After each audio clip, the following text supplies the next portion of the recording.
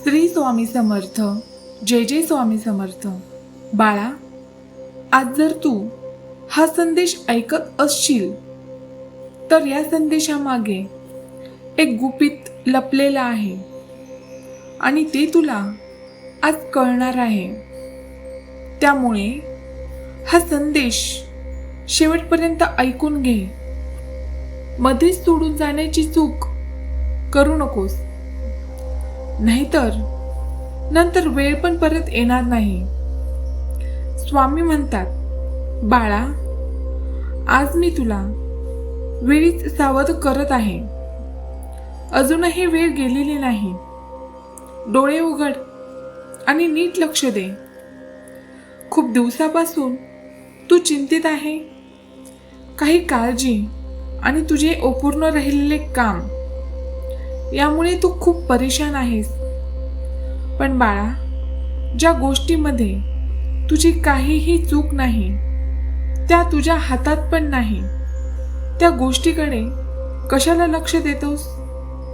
कशाला तुझा वेळ वाया घालवतोस? प्रत्येकाच्या आयुष्यात प्रॉब्लेम असतात, पण या परिस्थितीपुढे हारायचं नाही. बाळा, मला माहीत आहे तुझ्यामध्ये खूप संयम आहे, दुःख सोसण्याची शक्ती आहे आणि म्हणूनच मी तुझ्या वाटेत थोडे संकट टाकले आहे. बाळा, एक गुपित लक्षात ठेव की तुझ्या जवळच्या माणसावर खूप अतिविश्वास ठेवू नकोस.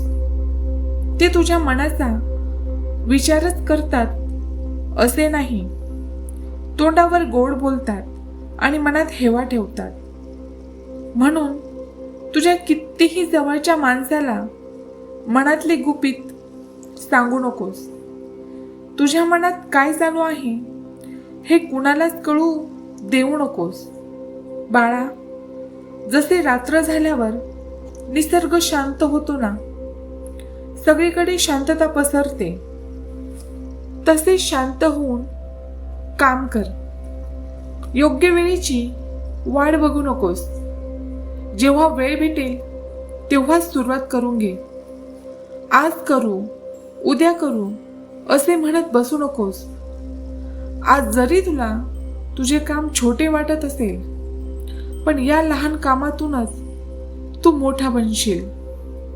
समोरचा व्यक्ती तुझ्यावर कितीही रागवला तरी तू तुझ्या रागावर कंट्रोल ठेव. अनेक नातीगोती या रागाच्या भरातच बोललेल्या एका शब्दामुळे तुटतात. तुला शांतता हवी असेल तर या सगळ्या गोष्टींकडे लक्ष देऊ नकोस. आणि हो, देवावरचा विश्वास अखंड ठेव. देवावर कधीच अविश्वास दाखवू नकोस. तुझा प्रत्येक दुःख देवाला कळतं, पण देवाने तुझ्या सगळ्या प्रार्थना ऐकलेल्या आहे आणि तुला लवकरच फळही मिळणार आहे. ही वाईट वेळ तुझ्या आयुष्यात काही दिवसातच निघून जाईल. फक्त हिम्मत हरू नकोस. तुला पुढचा मार्गही लवकरच मिळेल. फक्त मी सांगितलेले गुपित लक्षात ठेव आणि तसेच वाग.